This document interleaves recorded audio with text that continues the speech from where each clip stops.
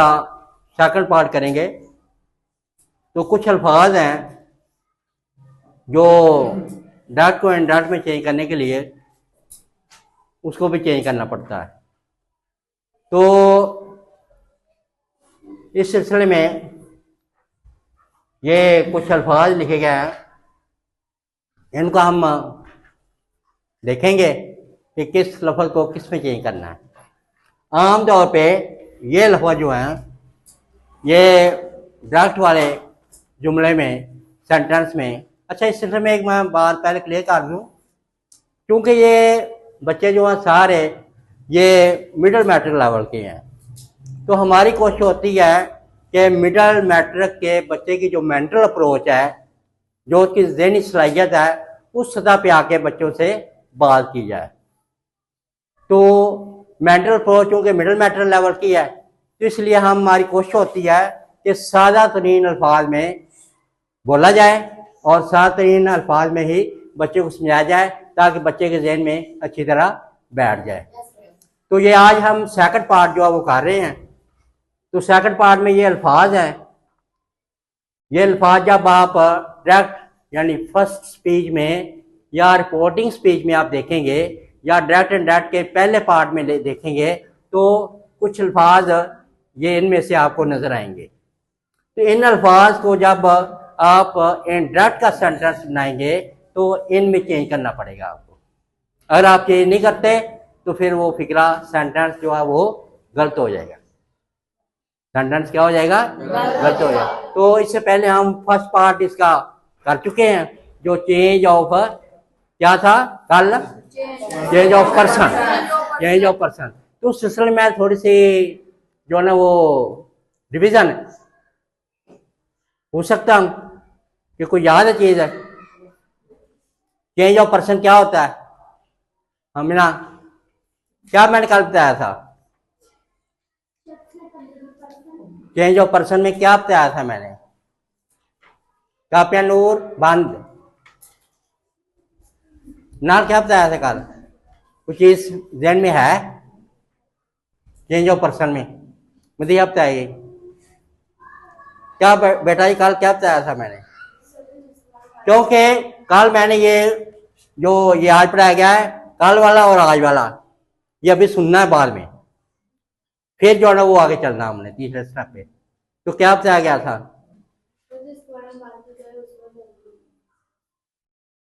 और क्या बच्चा क्या बताया था? मैं तुम बड़ा कहना कि मैनू पूछो बता कल क्या समझे थे बात? चलो मैं बताता हूँ, रिवाइज करता हूँ बैठे ही। कल बच्चों मैंने ये बताया था कि 3 किस्म की तब्दीलियां। जो पहली तब्दीली हमने कल डिस्कस की थी वो चेंज ऑफ पर्सन था। तो मैंने बताया था कि शख्स की तब्दीली, बात करने वाले की तब्दीली। तो उसमें मैंने बताया था कि डायरेक्ट एंड डायरेक्ट के 2 पार्ट हैं। कितने पार्ट? 2 पार्ट, 2 हिस्से हैं। तो जो पहला हिस्सा है उसको हम फर्स्ट स्पीच कहते हैं और दूसरे को हम सेकंड स्पीच कहते हैं। जो कौमों के अंदर है उसको हम सेकंड स्पीच, और उसका एक और नाम मैंने बताया था रिपोर्टिंग स्पीच और रिपोर्टिव स्पीच। तो मैंने ये बताया था इसके साथ साथ कि अगर सेकंड स्पीच में कोई सेंटेंस, सेकंड स्पीच में और कुछ सेंटेंस फर्स्ट पर्सन से शुरू हो रहा है तो उसको हमने किस में चेंज करना है? किस में चेंज करना है? सब्जेक्ट में। तो सब्जेक्ट कहां से मिलना है? फर्स्ट स्पीच से। ये फर्स्ट पर्सन कहां से मिलना है? सब्जेक्ट कहां से मिलना है? First speech. यानी कि जो सेंटेंस का पहला हिस्सा है वहां से आपको सब्जेक्ट मिलेगा। सब्जेक्ट का मैंने क्या होता है? हाँ, किसको कहते हैं सब्जेक्ट? काम करने वाले को कहते हैं, काम करने वाले कहते हैं सब्जेक्ट कहते हैं। बैठे शाबाश। और एक मैंने और बात पहले शायद काफी अरसा पहले 3-4 महीने पहले बताई होगी कि एक सेंटेंस के, एक जुमले के, एक फिक्रे के समझ लें कितने हिस्से होते हैं? कितने से होते हैं ये मैंने बताया था, तो बच्चा बताएगा। हाँ जी, सब्जेक्ट ऑब्जेक्ट एंड वर्ब। कुछ में जिसमें हेल्पिंग वर्ब आता है उसमें रियल वर्ब भी होता है, ये मैंने शायद एक्सप्लेन किया था बैठे।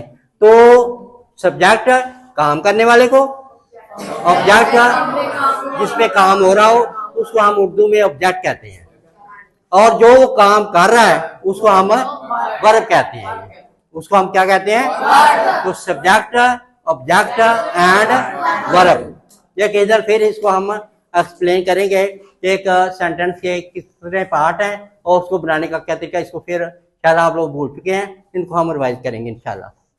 तो ये अगर सेकंड स्पीच में कोई फिक्रा सेकंड पर्सन से शुरू हो रहा है तो उसको किस में चेंज करते हैं लिसान?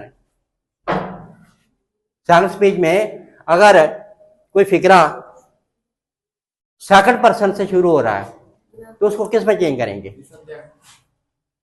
हाँ जी, ऑब्जेक्ट में चेंज करेंगे पाजी।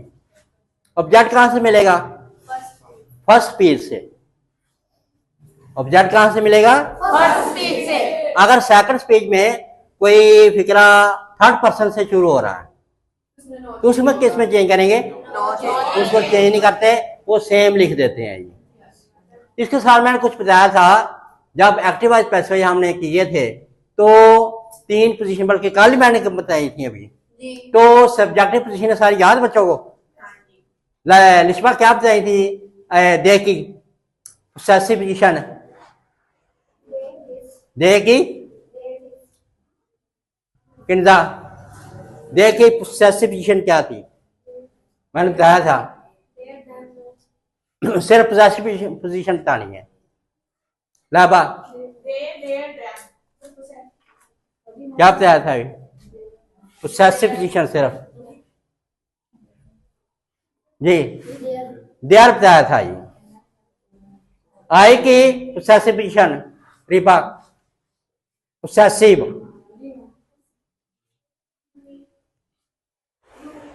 अलियादर माई जी।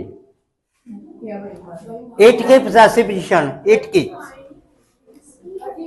की लाबा इट्स।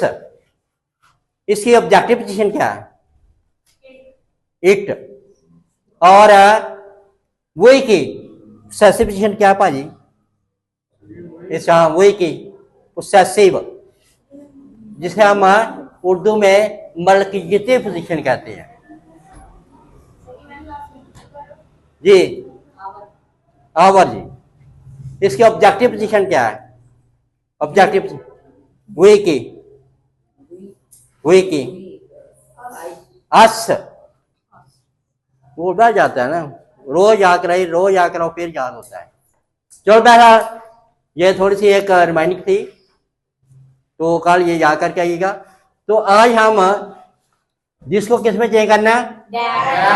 दिस को नो को डज को एको टुडे को टुमारो को यस्टरडे को टू नाइट को। ये हाजी साहब जरा 2 दफा इनको पढ़ाओ, जरा पक्का हो जाए। बोलो दिस को, बोलो दिस को किस में बोलना? बोलो, इनको पढ़ाओ ना, इनको पढ़ना नहीं आता। दिस को आगे, दिस को दोज में, नो डज को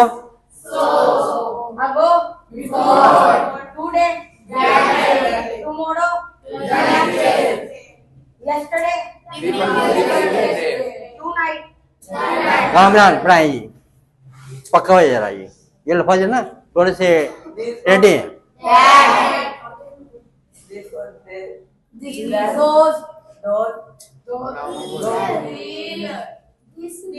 पढ़ाओ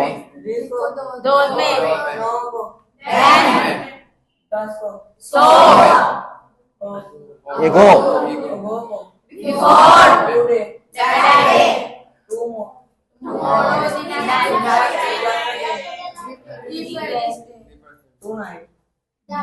पढ़ाओ ईसा ये पक्के हो जाएंगे इंशाल्लाह। जिसको डैड, जिसको दोस्त, नौ को टेन, 10 को सो, अगो को बिफोर, टुडे, tomorrow,